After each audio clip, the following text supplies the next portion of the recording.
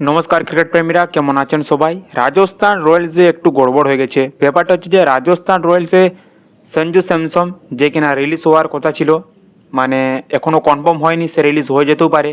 রাজস্থানের সিআর নাও খেলতে পারে, তবে এটা এখনও কনফার্ম হয়নি। তবে এটা কনফার্ম হয়ে গেছে যে রাহুল দ্রাবিড়, যে রাজস্থান রয়্যালসের যে কোচ ছিল, সে তবে রাজস্থান রয়্যালসের আর কোচিং করছে না। সে রাজস্থান রয়্যালস থেকে সে রিলিজ হয়ে যাচ্ছে। আর রাহুল দ্রাবিড় আর রাজস্থান রয়্যালসের যাদের সম্পর্কটা এতটা ভালো ছিল অনেক আগে থেকে, তবে কি হয়েছে তবে সেটা জানা নেই, তবে তারা রিলিজ হয়ে যাচ্ছে।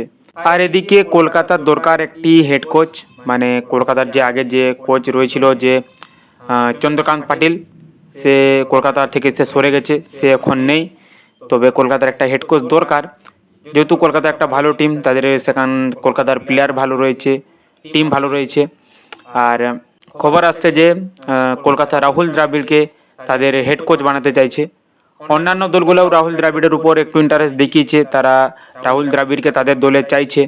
তবে যেহেতু কলকাতার দলে হেড কোচ নেই, কোনো কোচ নেই, তাই চান্স রয়েছে যে রাহুল দ্রাবিড় কলকাতার হয়ে কোচিং করবে।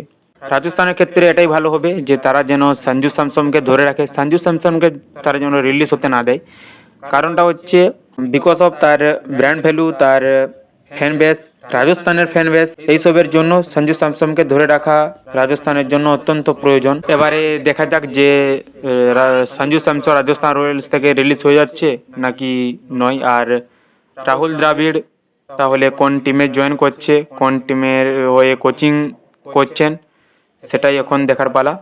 তবে আপনাদের কি মতামত সেটা আপনারা কমেন্টে জানাতে পারেন। নমস্কার।